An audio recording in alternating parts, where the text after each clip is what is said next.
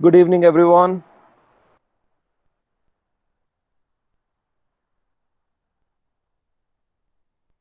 Good evening, sir.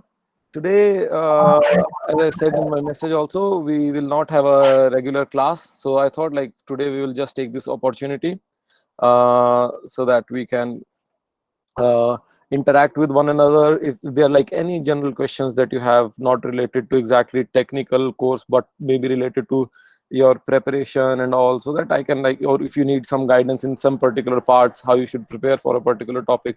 So I thought I'll just keep today's lecture for that. I was actually planning to do a lecture on that fault, different types of faults regimes. That will not take much time. So maybe we'll do that lecture tomorrow.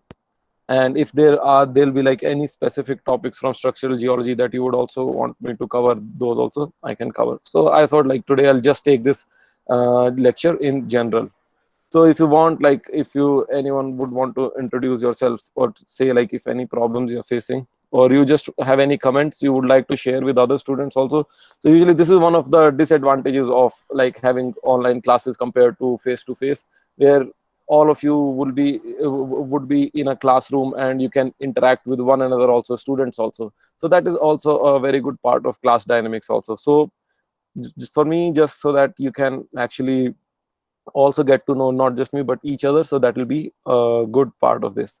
And I was actually I would say very happy that you guys are performing or are very proactive in the course, and all the wishes I got on teachers there, that sort of like made my day.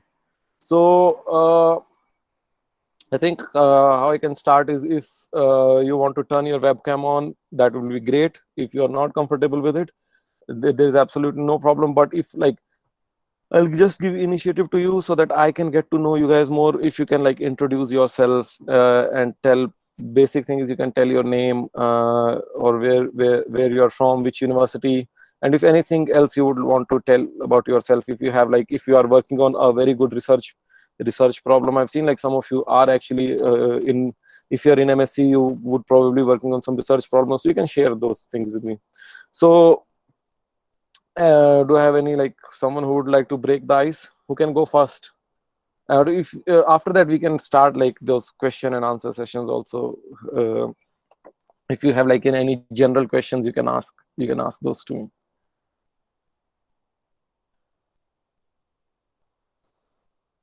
So anyone would like to? I mean, maybe if you're not like you would not like to introduce, you're a little shy. You can share your research project. I think many of you would be interested in that. Or if you are like preparing for some exam, or if you have any questions, okay, we'll start with questions and answers also. If you are not comfortable, you can introduce and then ask a question also. Okay.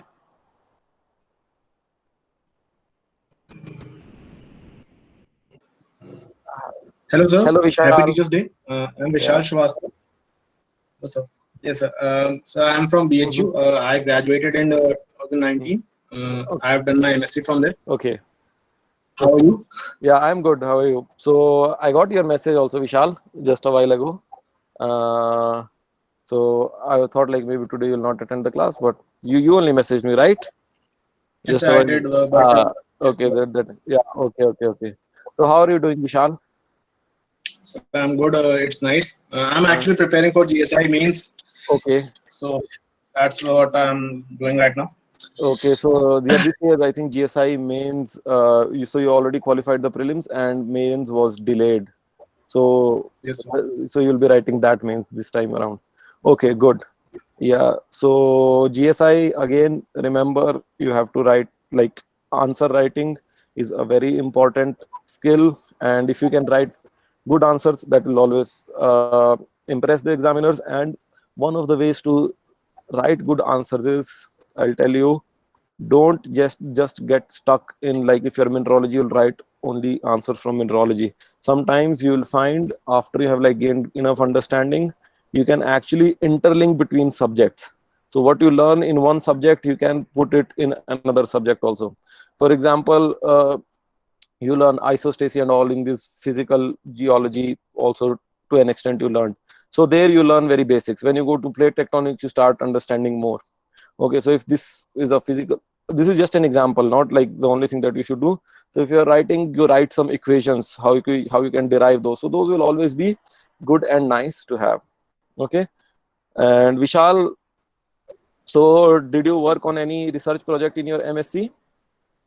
Yes, sir. I worked to establish the grade of metamorphism in the Klippe area of Bajnath Okay. from Himalaya. That's what I Okay. was asking from earlier, if you Yes, remember. yes. So that's why I remember So from I the class.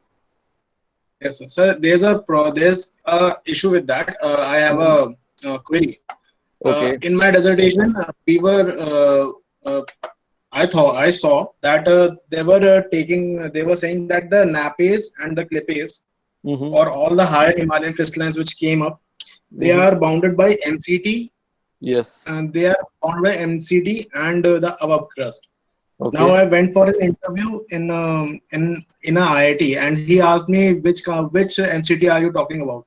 So there are Okay. two kind of MCTs are there, or something like that. Yeah, so that is like the standard question that you would get. Yeah, so this is for like everyone else's information also. So if you face interview questions like that, so MCT is actually, there are two thrusts that you'll see in area. In Uttarakhand area, there will be the Munsiari thrust, which is at lower structural level, and then there is the Vakrita thrust, which is at upper structural level. So if you're not familiar with Himalayan geology, so the three main thrusts that we have from foreland to hinterland. So near before, just at the point where Shivalik Hill start, you have the main frontal thrust or Himalayan frontal thrust. Okay, that's what people call it. So that's like the uh, youngest one, and we studied this like in sequence thrusting also, that the younger thrusts keep moving towards foreland. So that is the youngest Yes. thrust. And then after that we had like main boundary thrust, which is still active. So main boundary thrust and Himalayan frontal thrust, these are still active. Then after that we get the main central thrust after MBT, the main thrust that runs like right across the entire Himalayan range. So main central thrust is not active yet. It was active during the Miocene period. Okay, so it has now stopped active. Just like we saw those examples of a sandbox model where Interesting. they were compressing. So after a while, thrust keep developing in the foreland, and previous thrust become inactive. So that those thrusts are inactive, main central thrust. And then after central thrust, you get the South Tibetan Detachment System, STDS, which is actually a normal fault. It is not even a thrust fault, which is actually a research topic in its own, because Himalayan orogeny is a compressional regime. How do you get a normal fault in such a regime? So that was one of the things. The main thing which Vishal is talking about is the main central thrust, and it is actually good you shared this thing. It will benefit others also. The main central thrust is actually defined by two thrusts. One is Munsiari thrust, and another is Vakrita thrust, which can be identified in this region. Have you heard others also? Have you guys Yes. heard of this Munsiari thrust and Vakrita thrust?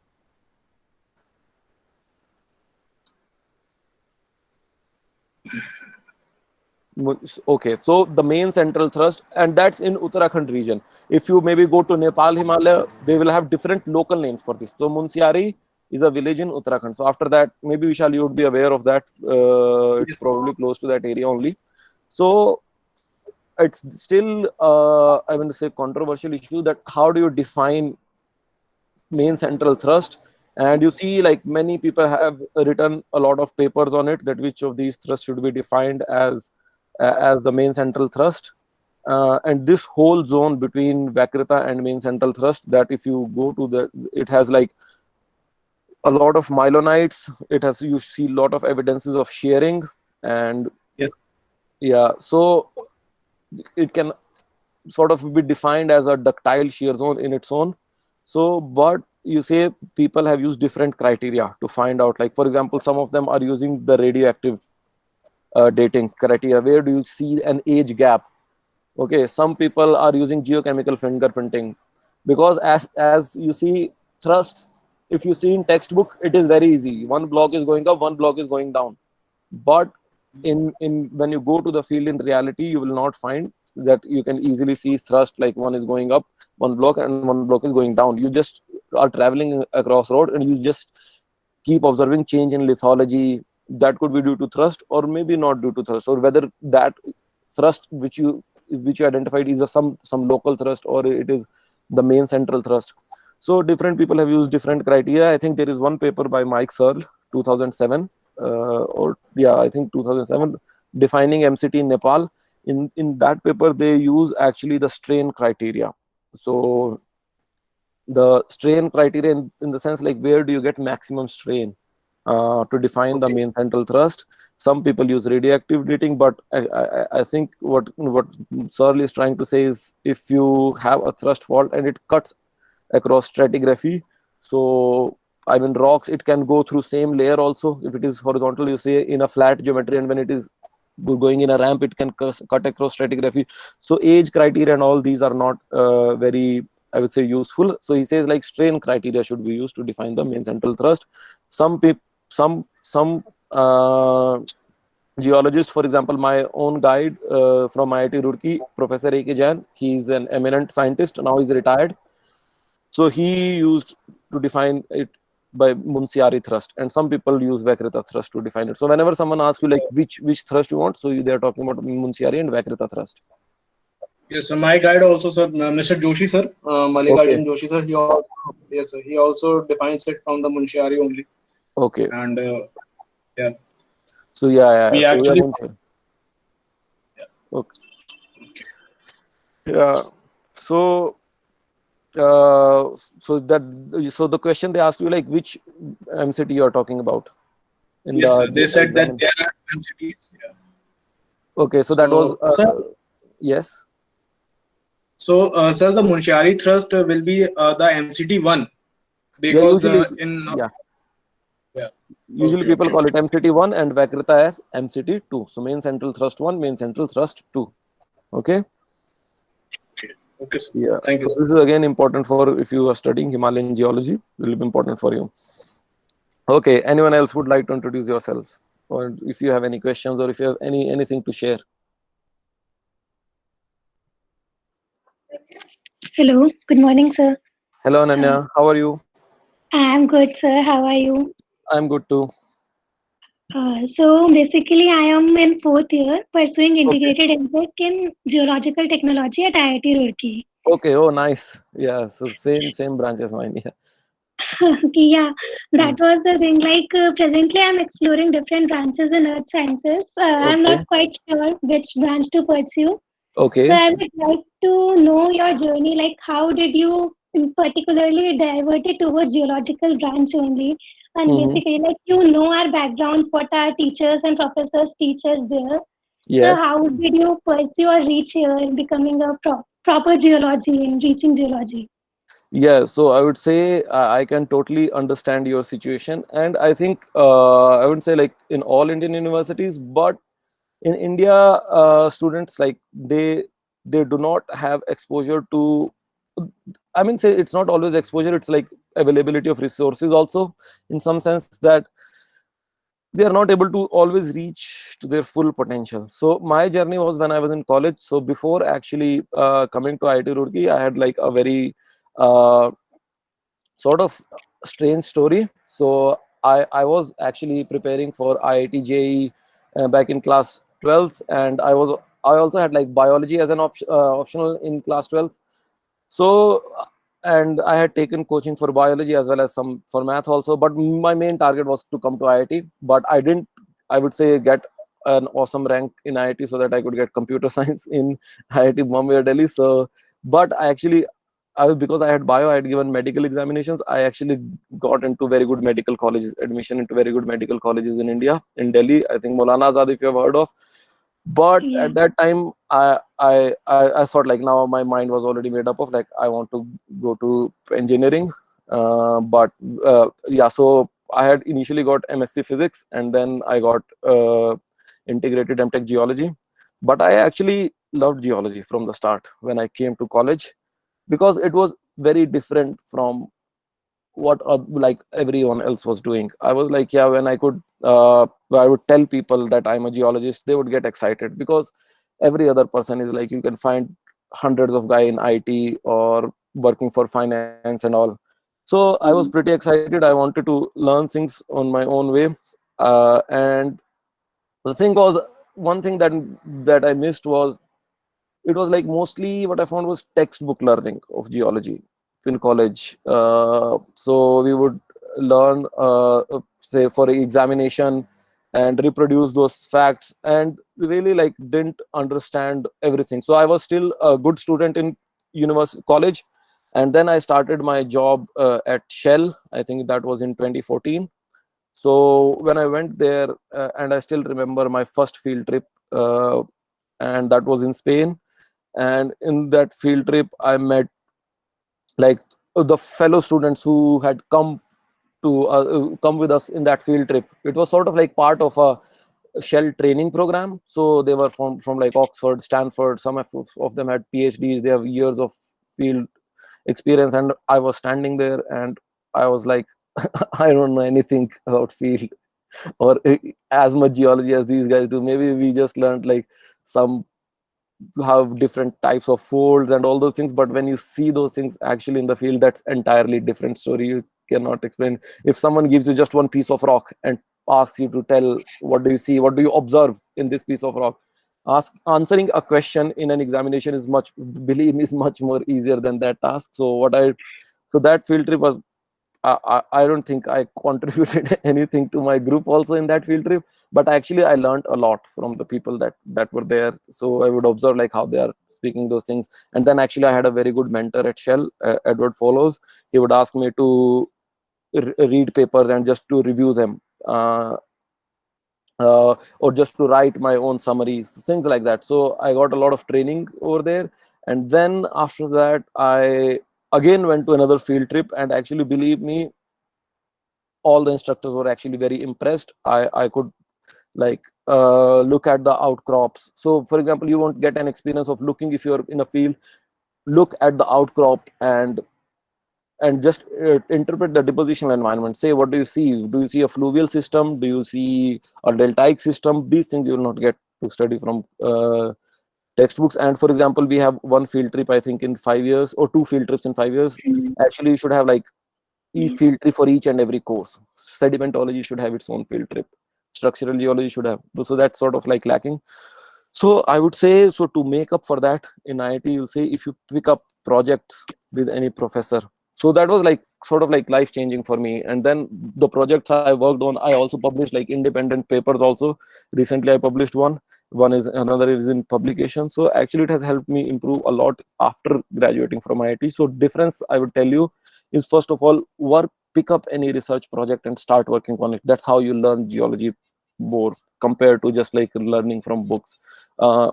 Whenever you get to go on an opportunity to go on a field, just go join like any professor in his like the one you like, the subject area that you like. Ask the professor and say, I want to join your research group. And for others who are like you are in 4th year now, so you can like, for your dissertation, I think you'll have to pick someone. But for someone who is still not like at that stage, or maybe you're in 2nd or 3rd year, you can pick up professor even at that stage and do as much field work as you can. That will help you remember a lot of subjects.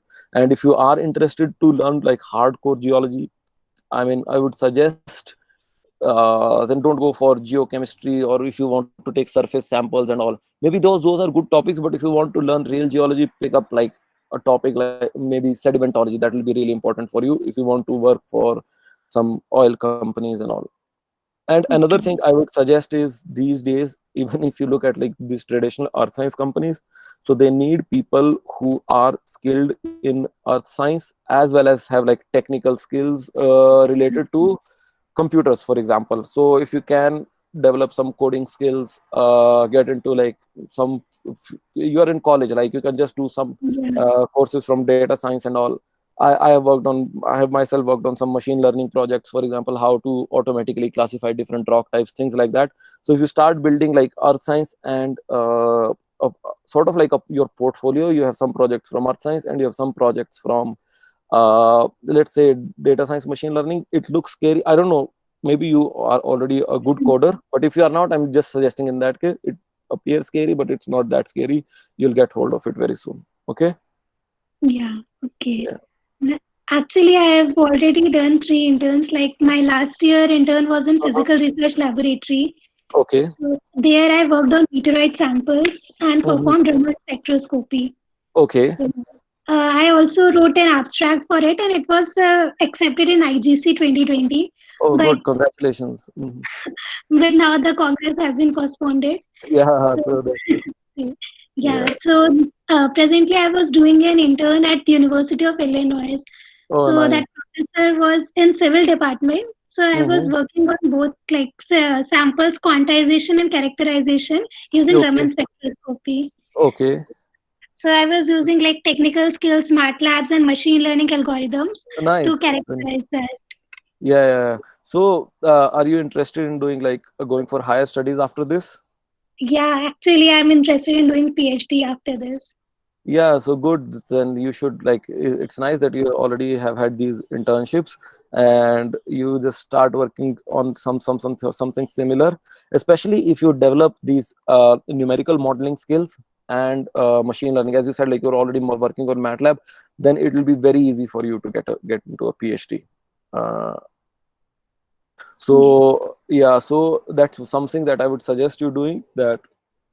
And if you can demonstrate that, I think you will already be aware of most of the resources. Or if you want to do from Europe or you want to do from USA, they're slightly like different procedures. And another thing I would suggest is, if by any chance, because of the situation that is prevailing right now, you don't get let's say an opportunity, or you don't get to go straight away. I mean, at this stage, when we are like, even me, 1 year feels a very long time. Okay, I'll spend 6 months here. What I'll do for 6 months, but it passes by very quickly. So keep working on some research projects if that is your aim. Join some laboratory, and don't think about money or how much it is paying you. All those things, because when you are still in your 20s, you have to work towards gaining more and more skills. Earning money and all that you can leave for 30s, or you can definitely earn a lot of money even in your 20s, but I would say keep on working some projects that will enhance your skills, and that can maybe, because sometime down the lane it will always help you. Don't get demotivated if you don't get like straight away. If you get it, it's very good. But I'm just telling, because of the prevailing situation right now, and keep working on developing your skills, and write to professors as much as you can. You just email them. But if you have already got an internship, I think you would already be aware of that process. Yeah. Yeah. Uh, So nice. one last question. Yes. Uh, when would it be a suitable time to give appear for GRE? Like we right after the college, we could get into PhD. Yes. So I think GRE score is valid for 5 years. So there is, I wouldn't say there is any right time. Whenever you feel you can perform well, just write it at that time. So sometimes, like, I remember like I have given like GRE exam just with 1 week's notice also. I think back in 2018. And whenever you feel you have like your preparation is right, at that time you should give. There is no like right exactly perfect time to give GRE. And that you'll have to decide for yourself. What is your schedule, maybe if you have any examinations and all. And if you are preparing already, and what is your background, depending on that, it can take like anywhere from 1 to 3 months of preparation, but not more than that. Okay. Yeah. And if you're applying for universities in Europe, I don't think, or Canada, I don't think you'll always need your GRE score also. Okay. Oh, Thank you, sir. yeah, thank you, Ananya. Yeah. Any other questions, or if you would like to introduce yourselves? I'm Moinak. Yeah. Hi, Manik. How are you doing? Yeah, I'm good, Manik. How are you? I'm doing fine too. Mm. I completed my master's in 2019 from Calcutta Presidency University, Oh, good. uh, Mm-hmm. and I appeared and I did my thesis in organic geochemistry. Okay.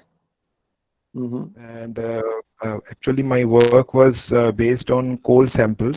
I Uh-huh. collected coal samples from different areas of India, probably, Okay. and like the northeast from West Bengal, Uh-huh. Raniganj, and also some lignites from South India and Western India, etc. Okay. And I try to understand how much matured they are, and Mm-hmm.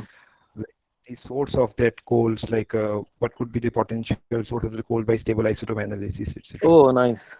So I'm not aware of like these things in like or organic geochemistry and coal, but in oil industry, something I think if you are aware, something similar is done, that we extract kerogen from the source rock, and again we do like something similar sort of things. Mature. What is the maturity of that kerogen? What could be the source? So these sort of things that we do. So is this something similar that you do in coal geology also? There is some, I think, pyrolysis also, or hydrogen index is there, H by C ratios, all those things. Diagrams, etc. Oh, okay. And So Venn prevalent diagram you use for coal geology also? yes. Oh, nice. I didn't know that. To see that like where are my samples, different samples are plotting, and what stage are they matured in. Mm-hmm. Are they type 1 or type 2, type 3? I needed to see that. Okay. And I also checked actually my title of the thesis was the role of tectonics on the biogeochemistry of the coals. Okay. So you see, in the northeastern India, the main boundary fault runs through Assam, Arunachal Pradesh, that region, and also like in that place we find coal samples. Okay. Specifically tertiary coals. Those are like younger in age compared to. Oh, they'll be like pretty young, even younger than the Gondwana coals if they're tertiary, right? So approximately they are of kind of the same age, of the lignites and the of western and southern India. Okay. But you see that they are of subbituminous character, bituminous subbituminous character. So Okay. so I tried that being of the same age, maybe due to the tectonic activity that they were matured quite high, and maybe the tectonic activity produced some heat for which they increased their rate of maturity. So I found that it was not that heat which led to the maturity of the coals, but it was also some other factors like the hydrogen index and oxygen index. These decreased and increased in the coals based on the tectonic uplift of the main boundary fault. Okay. And that was my thesis, and I'm trying to develop it into a paper. It is complete. It is I submitted the manuscript at one paper at one journal, which did not accept it with they asked me to do some further work on that. Okay. And after that, I made those corrections and submitted it to another journal for which I'm waiting for their their what they say. Okay, their comments for the moment. Okay. So primarily, you see, my focus, I wanted to do research work in geology, but I have been trying since 2019. If you I think you might be aware of this scholarship in Japan, which is known as MEXT scholarship. Where is it? applied for it. Where exactly? MEXT. In Japan. Japan. Okay. No, I've not heard about that scholarship. Oh, so I got it. But I could not pass the last screening stage. I almost got through. Through they select several candidates from different countries, and they are allowed to do research work in Japan. Okay. Yeah, maybe like some. Okay. I would say that why I'm saying this is because just some time ago, what you said that you cannot get demotivated if you do not get response from professors or professors, and after mail them. But I mailed countless professors, but some of them told me that they do not have anyone to supervise now, or some of them didn't even reply. So all of these delayed my progress. So I diverted from that, and right now I'm focusing on the GATE and GSI. Yeah, for the timing, I think even in you'd see places here, I'm say I can speak for Canada, they have cut funding because they have to pay people who are out of work, employment insurance and all those things. So government and even industry used to fund a lot of these projects, so they are in a very difficult situation at the moment. So that could be like one of the reasons. And right now there are like less opportunities. So it is actually good because GATE, for example, is just 4 months away. You prepare for it, and your experience even in ONGC, if you want to do a research in long run, it will count, and it will count a lot, because once you have professional experience, they start taking you more seriously compared to someone who just comes out of university. So I know like one of my friends, she's from IT, she was from IT Bombay, and before that she was in Xavier's. If anyone is here from Xavier's, you can like ping me, I can connect you with her. Or IT Bombay, Cecilia Di Mello, she's also here in Calgary with me. She's actually a PhD student in University of Calgary. Before that, she worked for 5 years. She also graduated in 2014. So for 5 years, she worked with ONGC. And then one day, just she saw like one position, PhD position in advertised in University of Calgary. And she thought like, okay, let me see if I can apply. And I think that was the only position that she applied for ever for PhD. Just one position, and she got it. Because once you have like that sort of experience. So don't keep thinking, I know this age, I was still at this stage, one point of time, don't keep on thinking about, oh, I'll spend 2 years here, 2 years there, 5 years over here, and then what I'll be doing. So when you are starting that thing and you think like I'll have to wait for 6 months, 1 year, it seems a lot of time, but if you engage yourselves, it'll pass away just like this, and you'll see like how it passed. It should have passed a little bit slowly. So that's what you'll think. So don't get demotivated, prepare for examinations, and that will not hamper your aspirations if you want to do research. And if you like working for the industry, I would say that is also wonderful. It's not always like that PhD is also fully glamorous and all that sort of life. So both have their own I would say perks and advantages and disadvantages. So again, I would say just keep developing your skills, and if you're writing that paper, work on that. If you can get it published, that will again help your applications. And if some professor, if they really need someone, and they will definitely, if you have the skills, they will definitely take you. And another question that I have, that I appeared for both GATE 2019 and 20. In 2019, I barely had any, I barely took any such like proper preparation. In 2020, I took preparations fully. Okay. The kind of awkwardly, it would sound awkward that in 2019 I qualified the GATE, Okay. but only marginally. In 2020, I failed to qualify. One of my problems that I see that which I am not able to resolve is that I kind of make pretty some like very common silly mistakes in the exam, like some questions which are very basics, which I have studied and which I like in any other place other than the examination hall, I would get it correct. But in the examination hall, I don't know why. I worry about the like if I'm giving an MCQ examination, I would worry about the other options unnecessarily. Okay. So if this is mainly because this is a problem only for me or with others, but this is something which is hindering my my performance in the competitive examination. Yeah, I think yeah, if you're doing those kind of mistakes, it's very important for you to practice a lot. Okay, so there are two traps that we can fall into. First one is, sometimes question is so easy, we start thinking, no, there may be something complicated inside it. Okay, engaged, I would say 70 to 80% of questions are not tricky. They are pretty straightforward. Maybe you do not know the answer, or maybe you do not know the formula. If you know the formula and answer, it should be pretty easy to get it correct.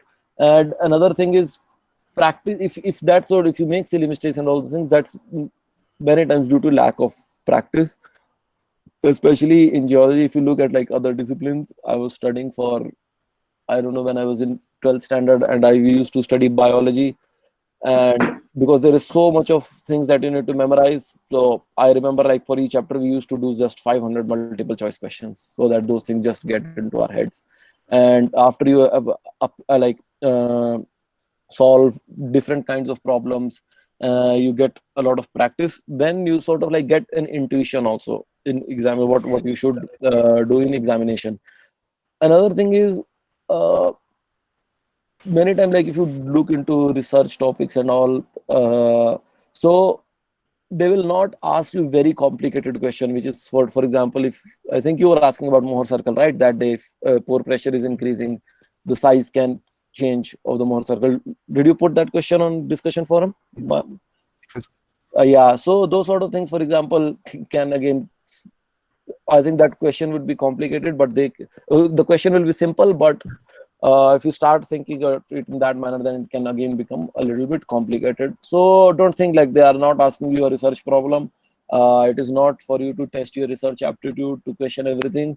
If you go by that attitude, actually all the concepts that you study in geology, you can question 90% of those. Okay, and so get more and more practice, solve all the previous year gate papers as much as you can.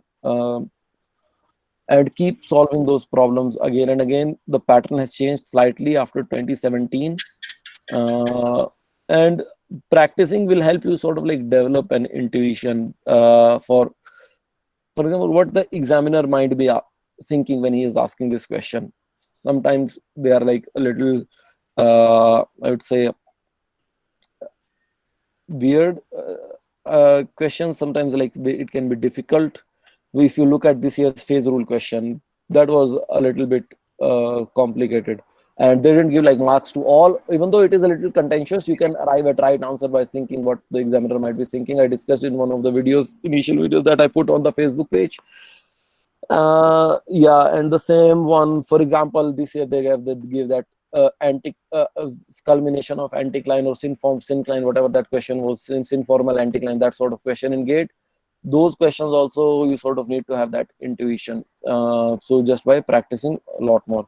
I would like to share the story. So when I was like in India just before coming to Canada here, one of my students, he is not even from geoscience background. He has done his bachelor's in civil engineering, and he wanted to Bhargav. I don't know if he's in the class also today.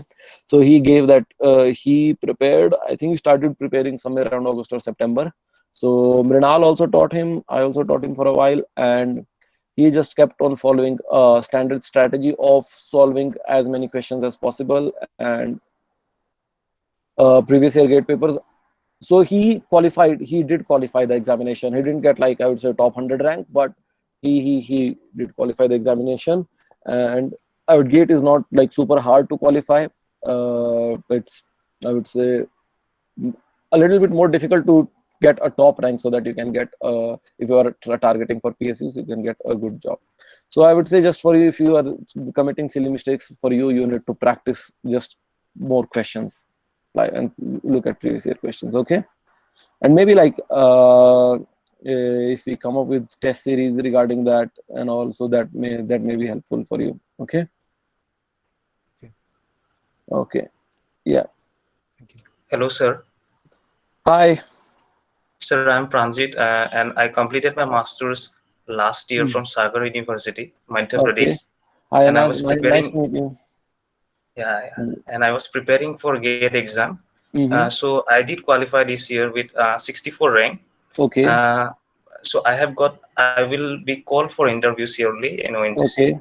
Okay. So my question is, how was your experience in ONGC, and what were you doing in ONGC? What was your work in ONGC? Yeah. Okay. So when I was in ONGC, so I got my first assignment in Chennai. So first I'll tell you a little bit about interview, how the interview usually goes. So you haven't had your interview yet, right? Not yet, but yet last year also I had my interview, but Okay. my rank was not good enough to get me into PSU. Okay. So yeah, then I think you're already aware of. So have a good idea about, like, sometimes they would ask you about sedimentary basins of India. They will ask you, like, I don't know if that happened to you. They will ask like if you have any favorite subject. Usually, Yeah, they will ask surely. Yeah.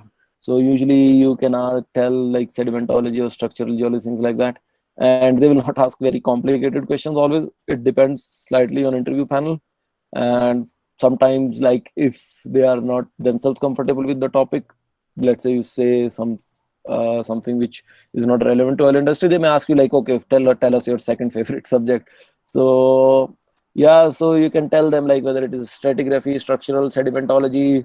And usually, for example, if you tell them sedimentology or carbonate geology, they can tell you uh, about okay, tell Dunham classification of limestones or classification of sandstones. Sometimes they can ask you about depositional environment also questions. Maybe what kind of fishes will you see in a deltaic setting or in an estuary? What is a shore face, or these sort of things also. What are turbidites? Bomma sequence, do you know Bomma sequence? They can ask these sort of questions. And then one thing is you should know about the overall cycle of hydrocarbon prospecting. So how do you go from exploration to production stage, or even before exploration you have reconnaissance and all. So those things you should prepare. That how do they first, they would do the geophysical surveys, gravity, magnetic, then after that 2D seismic, big seismic lines, then like widely spaced, then they will have like 3D seismic, and then maybe identifying some prospects, and then drilling exploratory well, appraisal wells, and then finally proving whether it is economic or not. So that is the thing. Many times you'll find oil, but whether that producing it will be economic or not, what is the extent. So then you go to finally production stage. So this cycle you should know. Regarding my experience, I worked in Kaveri Basin. We were working from Chennai, and actually it is I would say working for ONGC is actually pretty nice. It's really good.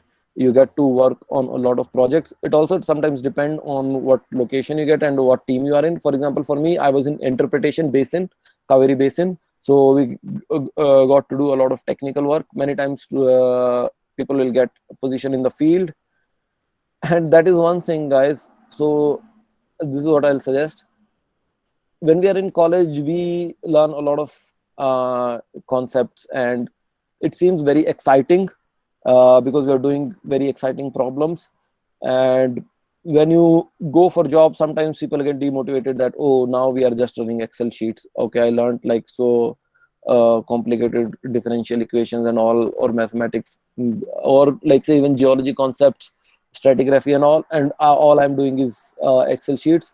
Don't ever get disheartened with that. I have committed that mistake. Other people I've seen commit that mistake many times. Even if you go to work for the best companies in the world, it many times in job it just comes down to doing some mundane tasks.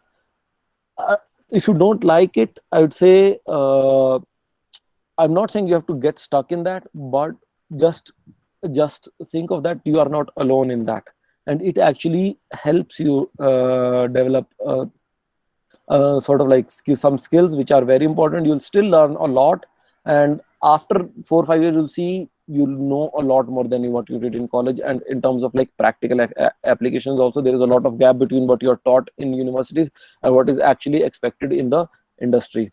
So even if, for example, you get a posting in the field and you are doing just like, many times if you're looking at like those well cuttings, you're just looking at whether it is sand or shale. That's your entire job sometimes, some of the time.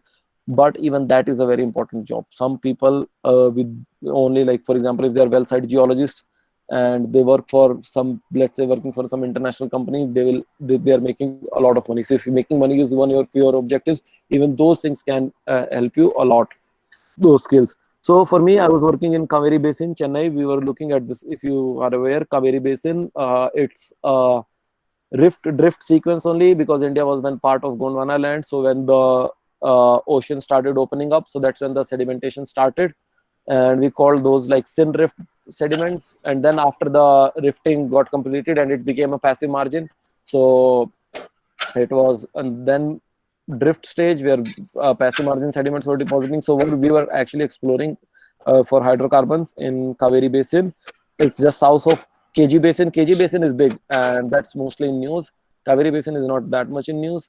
So for if you're in basin, you will get to work on seismic a lot. So you'll have to interpret it.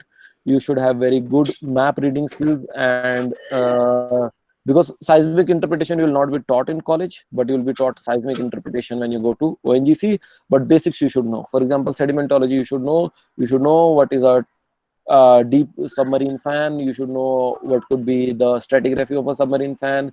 You should know what a fluvial setting looks like, a deltaic setting looks like, what is progradation, regradation, sequence stratigraphy you should know. So these things you should know when you go there, but you'll have enough time to learn over there only. It's a very good working environment, so you will get to learn a lot. People who have been working in ONGC, they have been working for so long, they know a lot. And there are some things also which are lacking. For example, 3D modeling, static modeling, or all these things are not frequently done in ONGC. A lot they are done. I'm not saying they're not done, but now a lot you'll find actually a lot of young people, because older people are retiring, so they are more, I would say, tech savvy. Older people are also good, but I say younger generation is more tech savvy, so you will know how to use different tools that are at your disposal, but don't forget the concepts. And it's a very good working environment. I think I would say after graduating from Roorkee, I have been here in Canada. I've been working for Shell ONGC. ONGC days I feel like are one of my best days, and it's not because of, like, you say, money things or perks that you get. The best thing about working for ONGC was the friends that you get to make there. So when I joined in Chennai, we were like 17 people who had joined there, and it was just like university environment. And every time you'd have someone to talk to, someone to just like uh, hang out. Every time we had dinner, we were like 5-6 people hanging out together. And ONGC training this time they made it online because of Corona, but we had in Dehradun. That's like that was again an amazing experience. You get to visit a lot of places. You get to go with your colleagues, and you don't feel like they are all your colleagues initially, especially in initial days. It's like just like you're in university and you're enjoying a lot. So it is actually a very, very good environment to work for, and you don't have like any money problems or things like that. So if you want to sir, go, yes. And so, what do you think about the vacancies? Like, will they be coming up in the 2021 gate and 22? Because of the situation right now, they are not. They're yet to finalize about the vacancies. So, Okay, they're not. Yes, so vacancies, it is expected to come at least up to 2025. So that's the time up to which there will be most of the retirements will happen. So ONGC, if you look at the structure, ONGC recruited. I mean, it started. I mean, getting on its feet around in 1956 or something around that time, but it was actually at the end of 1970s. 1976 was Bombay High Discovery, and that's when actually it really started growing as an organization. And a lot of, when field development started, a lot of recruitment happened in 1980s. So if you look like 1980s, now it is 1920s, almost 30 years of like work. So a lot of people are actually retiring from ONGC at the moment, and they have to fill those vacancies. So even like in 2017 and all, oil prices crashed in 2014. None of the companies were hiring at that time. ONGC was the only major oil and gas company which was even hiring in 2016, 17. They started from 15. So when other companies stopped hiring, that's when ONGC started to hire again. Maybe there might be some delays this time because of Corona, and because of, I think, oil prices almost went to negative territory in April. So the situation is likely to improve in future. There are some people who naturally leave the company also. For example, me. There are others also, so they have to fill those vacancies also. In fact, they had like so many vacancies, they had to go for recruitment to campuses also. They could not recruit everyone from gate.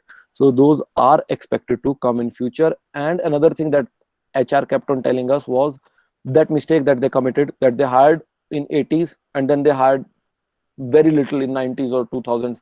So they have like this generation gap over there. So now everyone is retiring at the same time. So the skill set is getting lost. So people who are with skills, new people can come, you can earn, but they don't have that 30 years of experience. So that it's called like the big crew change. So that thing is, they were always telling that they will not commit that sort of mistake again. They will keep hiring throughout this period. so you should not worry about that. Okay, and Okay, sir. And this quarter, if you looked at the results, ONGC actually, I think this time their profits plunged, but they, I think last results they booked some loss, but now they are in profit again. Okay. yeah, yeah. Yeah. Yeah, and sir, suppose sir, after completion of the post graduation, there are only two options. Like one, you have to go for the job, or else you go in academics like Uh-huh. PhD. So sir, but in that case, many are like me, like who doesn't want to go into PhD. So Yeah. for such people, sir, what are the companies like those who recruit freshers? Like we Mhm. don't have many. Only we got to know about ONGC and even MECL. They stopped recruiting Yes. now. And we don't have many options, and we are not from those coveted institutes like IITs or NITs that we will get campus placement. Mm-hmm. So we have no campus placement option, so we don't get into Vedantas and then SAIL or like many are there, I don't know, maybe SAIL Yeah. also. Yeah. Mm-hmm. So I get your point. So actually, at the moment, it's difficult even for students who are from IITs.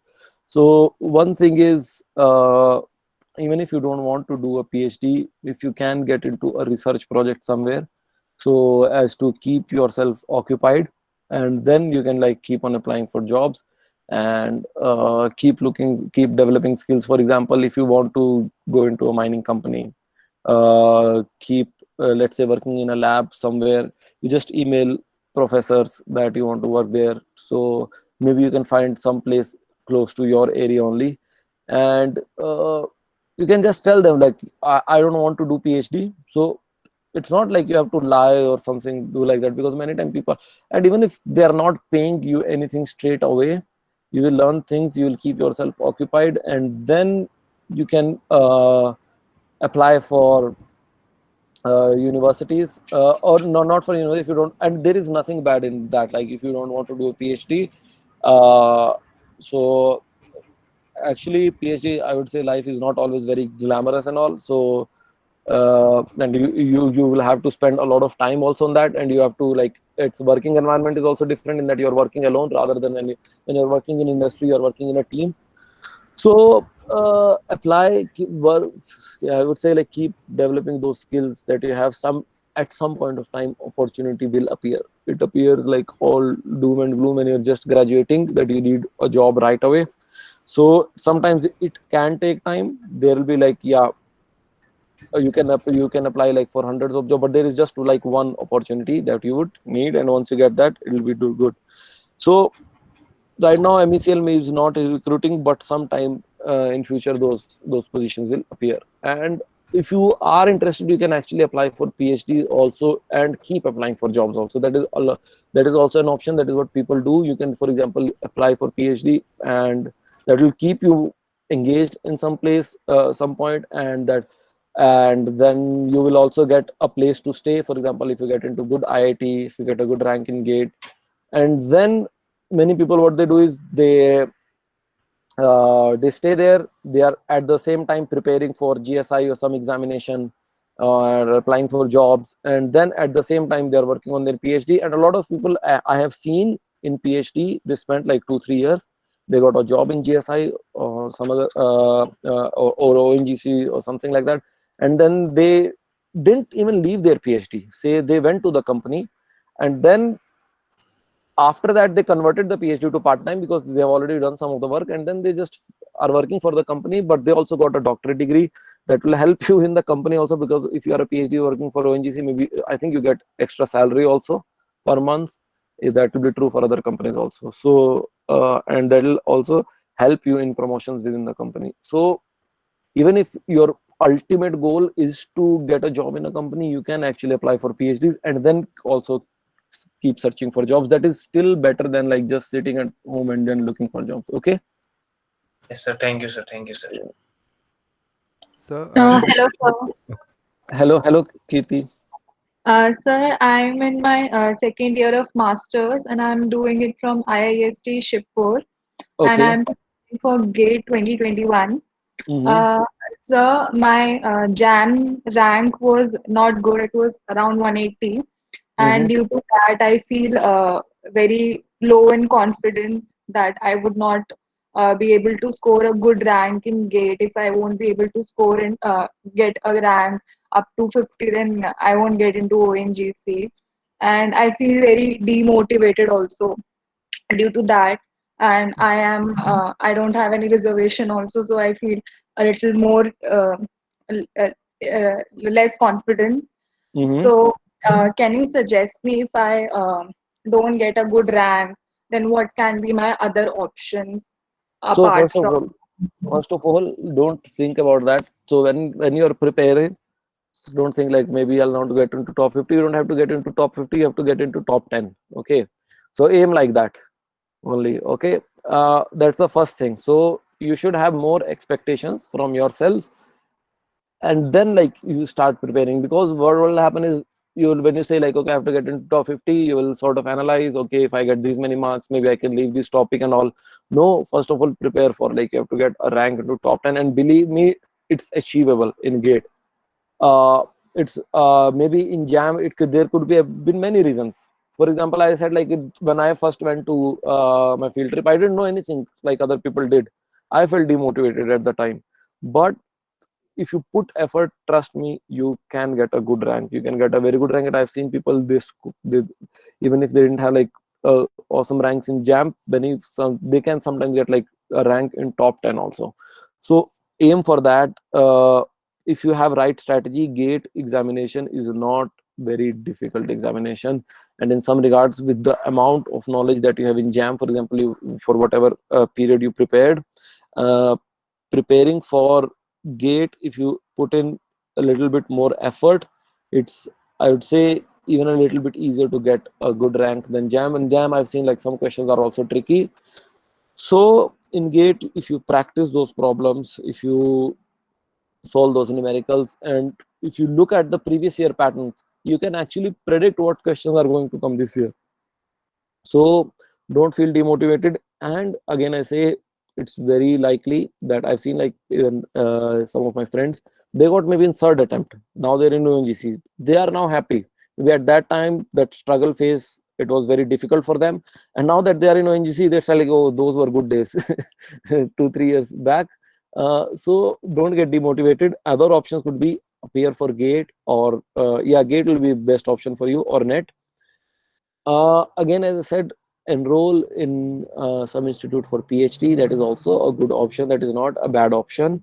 And if your ultimate, if you think, if you like research, you can go for research. Or if you think that you want to work in an industry, then that is also an option.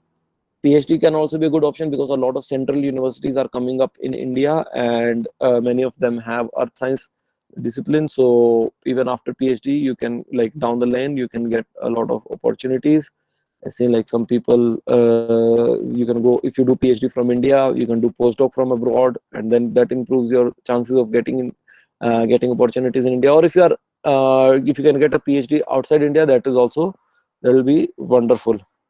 So yeah, so don't get demotivated. First, try for GATE to get a good rank. Even if, for example, you want to do PhD, your GATE rank will help you a lot.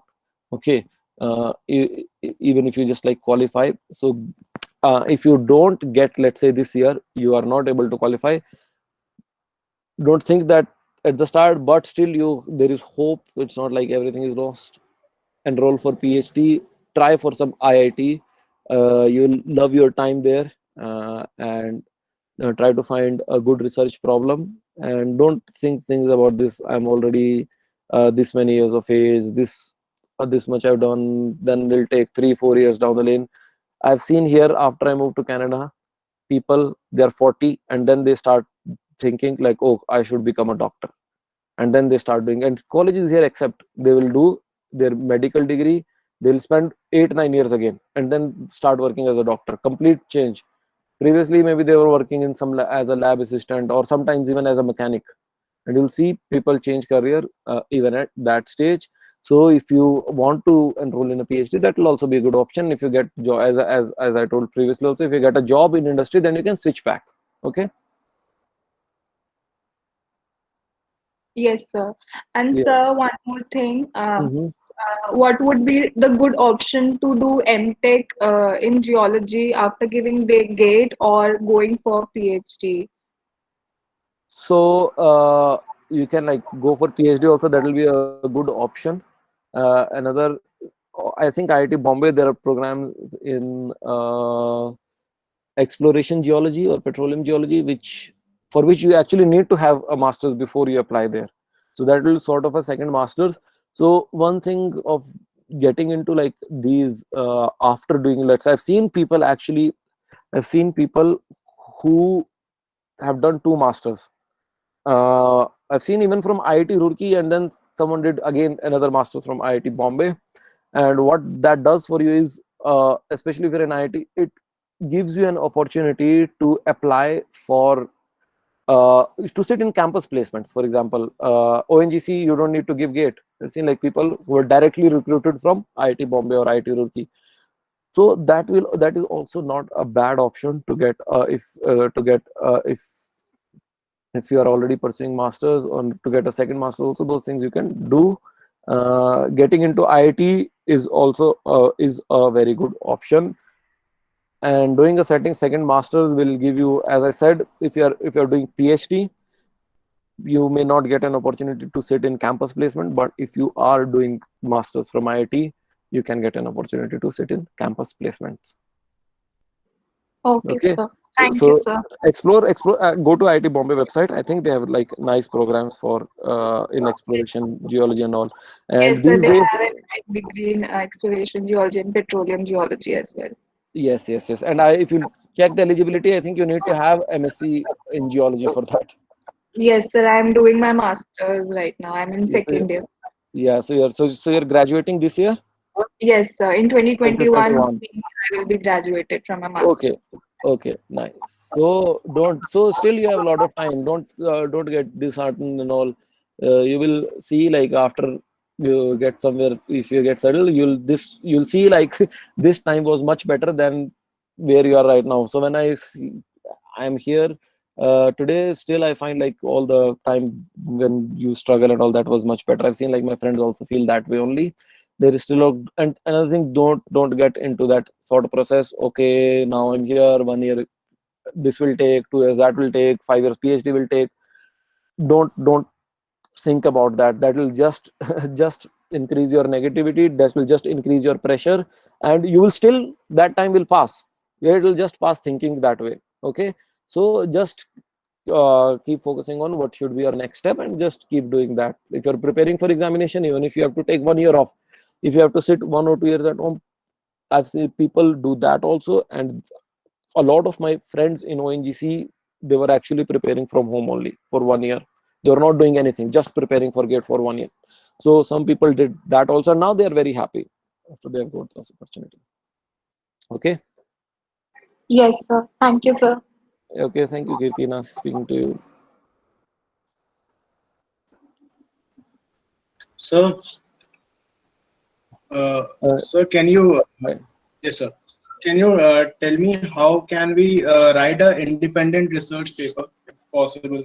Because I'm at home preparing for GSI and GATE, and I have a knack for reading and writing stuff. So I want to do something that, Okay. if it's possible. So if you do want to write an independent research paper, I think one thing is, if you there are two types of paper. I think you'd be aware. You can write a review article, or you can do like your own work. So if you want to do your own work, you need access to some maybe lab or something like that. If it is related to like say chemical analysis or things like that, you need to go to field. But if you are preparing for uh, just a second, guys, I'll be back.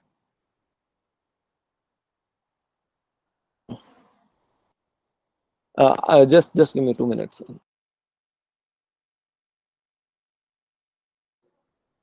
Yes, so there can be a review article, or there can be a proper article. So review article, you are just reviewing some other people's work. So you can do, that's what I did in my latest paper.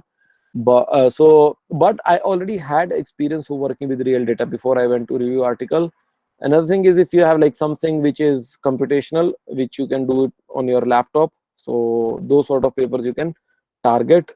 For example, some of those papers can be related to machine learning and those algorithms that you can develop while you are working at home.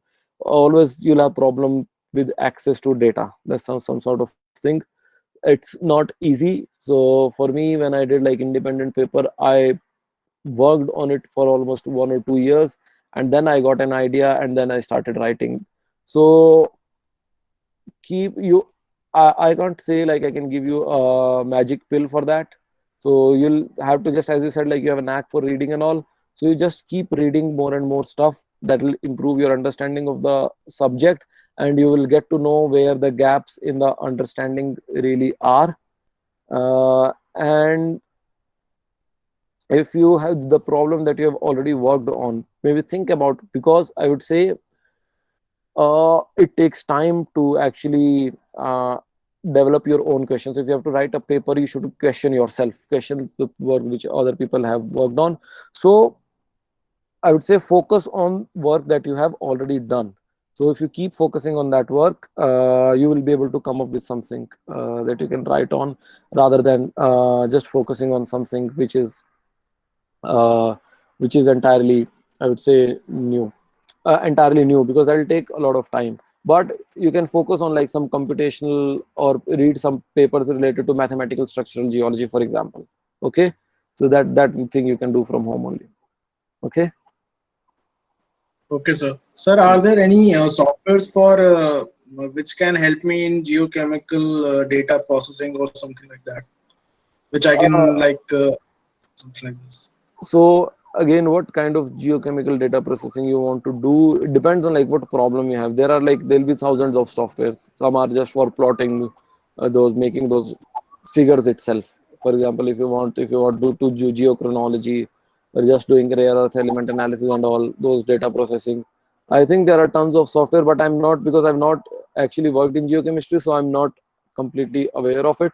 My wife has actually worked in geochemistry, so she might have more knowledge about it, so I can ask her, and then maybe I can get back to you. You can write me an email. Okay. Okay, sir. Thank you. I will contact you then. Thank you. Okay. Sir, I have a question. According Yes. to you, what is the most like relevant computer programming language that is required in the oil industry, or like in the hydrocarbon industry? Which is more essential? Yeah, it's like if you Which can have be to choose one camp first, if you start your first computer programming language, start with Python. That's like prevalent everywhere now. So this is for like everyone. If you do want to do coding, if you want to get into that kind of domain, start learning Python. That will help you a lot. Okay, so that is used in a lot of places, I've seen, and I've used it myself. So start working on that. Others, maybe if you, that's one, there are two things. First of all, it is very easy to learn. It is much easier than C++, Java, or languages like that. And second thing is, it's in demand. So if you have to choose one, that's the one that you should choose. Okay. so can you suggest some like it has not been taught in our colleges, or Okay. it is not in course. So can you suggest like some there if there are any certified programs which are recognized, which I can pursue, and like it would be recognized later? So for exploring, so recognized, I think even in India there will be a lot of programs that are already starting in that. So you can Google it. There are a lot of programs on edX and Coursera. I think you would already be aware of that. With Okay, Python yes. programming, most of them I would say are actually very pretty good. There are some, say for example, there is one IBM certification in coding that could be there. So you could do one of those programs also. Just look for, like, I think it's on Coursera or edX. So IBM certification is there related to this Python programming, but those courses will be paid if you want to get the certificate. If you want to learn Python before getting the certificate, for example, if you just want to learn Python, then there is W3 schools. W3 schools is there, where you can practice Python. Or if you want to have a difficult course, a rigorous course where you will learn a lot, there is Introduction to Computer Programming with Python by MIT on edX. So you can sort of like, before paying for it, you can review that course. That course is very good. So that is intro. I'll put it in text. Okay. introduction to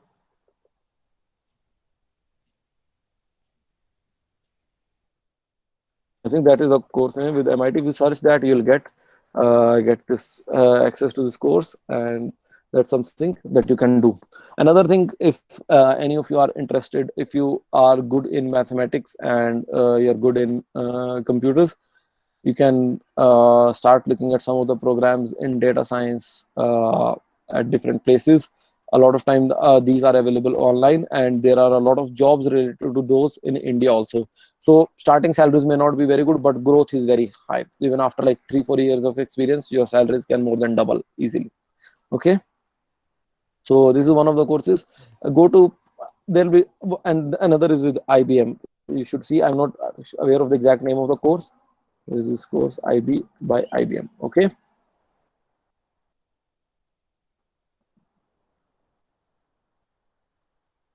Okay.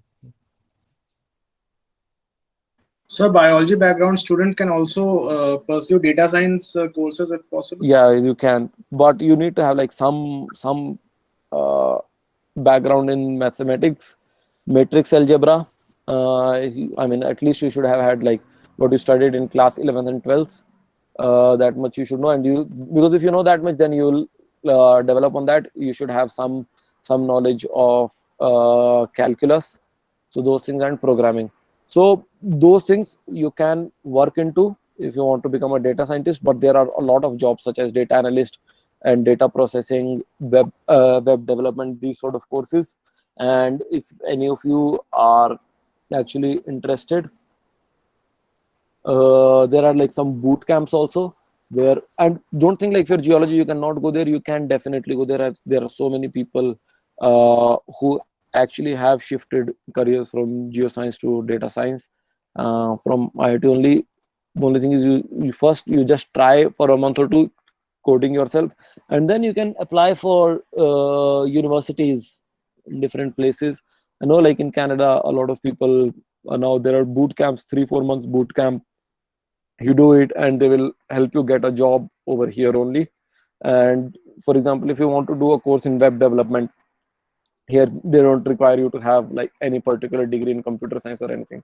You can be from virtually any field and then you can do those degrees. So yeah, someone is asking, sir, I hope I'm pronouncing the name correct, about how Python will help in geology in our career. So Python will help if you are applying for let's say jobs that are in oil companies, for example, earth science related companies. You see there are more in earth science related companies, there are more jobs for data scientists than for geologists, and actually they will prefer people who have both knowledge of earth science as well as data science. For example, check one of the programs, that is I think Shell has released this notification. Go to Shell India website. There is in-house training or some program like that. I'll share the link on the Telegram channel or send you an email. So for example, they are now hiring hiring based on like if you have skills in earth science as well as in data science, that will help. Okay, so Python can help you, for example, especially if you're trying for private companies. And many companies such as people are working for IBM in India, Kotak Mahindra. So they also need geologists because they are preparing products for companies such as ONGC. If you are using a software in ONGC, for example, so ONGC is not itself developing all the softwares. They're taking those from different companies. Schlumberger is there. All these private companies, they will actually acknowledge your skills in data science and all, and they will help you help or programming and help you help you and help in getting a job in private industry. Maybe again it can be difficult 1 year or 2 years, but at some point of time these openings will open up, and then at that point of time, if you have those skills, they can be very useful for you. Even if you can like, if you want to get a degree in data science, that also you can do. If you want to get like another, if you're masters in geology, you want to do another masters in data science, you can do that. You can do that from India also. That is not a problem. Just before you do that, just explore it a little bit. Do some online courses, whether that thing is for you before jumping into it. And it is actually very easy to do those courses online. Okay. Yes, Chaitanya, I will upload this video also on the course website. Okay. So for mining is again just like oil. It has its ups and downs. So sometimes it goes up, sometimes it goes down. And for if you are into mining, there are two options for you. Geological Survey of India is not exactly mining. Coal India, coal mining you can go into, and that state mining companies. So some of my friends, they actually uh, these states Public Services Commission probably conducts those examinations for state mining officers or uh, geologists in the mining department. So those positions will come up. There can be gap between those. Maybe they will come up like after 1 year or 2 years gap, but those are very very good. Some people actually have left their ONGC jobs to go into those state mining um, positions. So keep applying for those also. And remote sensing, so Deepu, you want to ask about like remote sensing in hydrogeology and petroleum geology? I would say directly you will not find many opportunities related to that. Maybe there are one or two, but other than that, in remote sensing, a lot of students, they do, I've seen like PhDs, and they keep getting these projects from government. You can do in GIS, remote sensing. Hydrogeology, again, there'll be positions for hydrogeologists. One is like GSI itself conducts hydrology examination, so there you can go. But as such, you will not find many like positions for remote sensing and hydrogeology directly where you can apply in petroleum geology. But if you are applying, actually there are some skills which can be used. For example, hydrogeology, you are studying just flow and storage of water in ground in sedimentary rocks, and when you're in petroleum, it's just petroleum. So that's the only thing is different. You can apply those skills, but you will not directly, I mean, find positions which will say like hydrogeologists or petroleum geologists for oil industry. There will be, but those are not very common. Okay. And if you can get like, even if you have, there are some like very small oil company in India, you can, if you are interested in oil industry, you just start working for it. Even if the pay is very little, experience is more important in the initial year. Just start working for those. Micropaleontology, again, directly you will not find any position for micropaleontology. If you do get into ONGC, you may be posted in a micropaleontology lab where just a second, guys. I think my battery is running out. I'll have to go back in. Yeah, so if you are doing in like micropaleontology, so what you need to do is, it will be mostly in ONGC that you can get a position directly. No one will recruit directly for micropaleontology. From time to time, one or two positions can come. Mostly people who are working for that in micropaleontology, they go on to work in research. For example, in National Institute of Oceanography, Goa. So many scientists over there, they have a background in micropaleontology. And for example, if you're posted in ONGC, you can be posted in a micropaleontology lab. So there your skills will become important. Okay. So if you are interested in that, so that's where what you can pursue. Okay.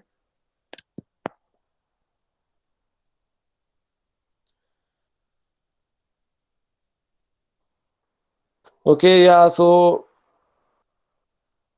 yeah, Priya, I cannot like exactly comment on that ONGC privatization. These are rumors. I don't know like whether that will happen or that will not happen, and what will happen. So don't I would suggest, don't think about things that are not in your hand. Only think about things that are in your hand. Okay.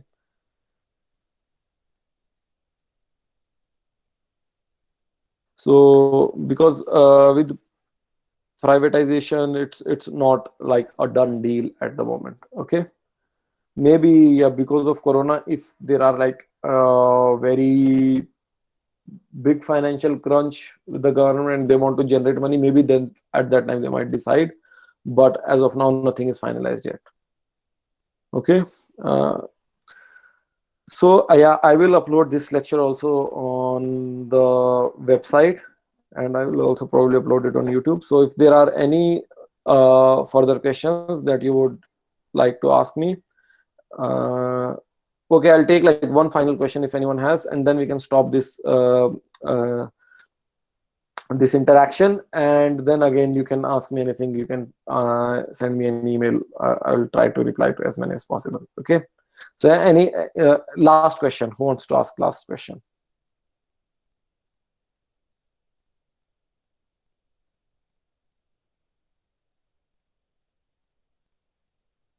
All right. If there are no further questions, so we will stop this interaction here. It was very nice to have this conversation with you all, because most of the time we just get a chance where I'm taking the lecture, and so it like sort of gave me an opportunity to interact with you guys, and to get to know more about you.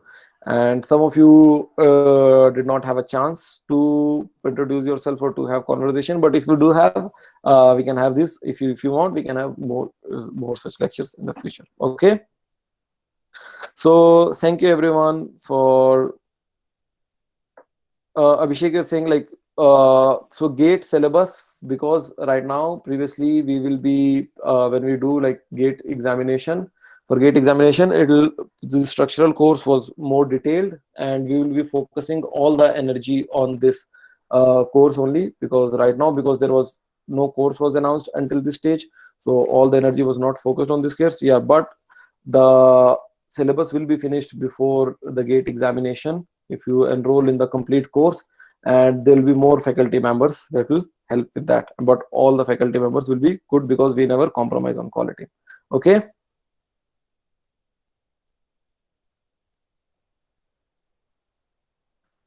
All right, guys. So it was nice to have you all in this on this interaction, and I hope to see you again tomorrow. So tomorrow we'll have a class on strike slip faults and all. Okay.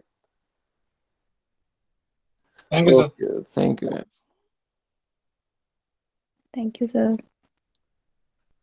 Thank you, sir. Thank you, sir. Thank you, everyone, Thank you, sir. and wish you all the best.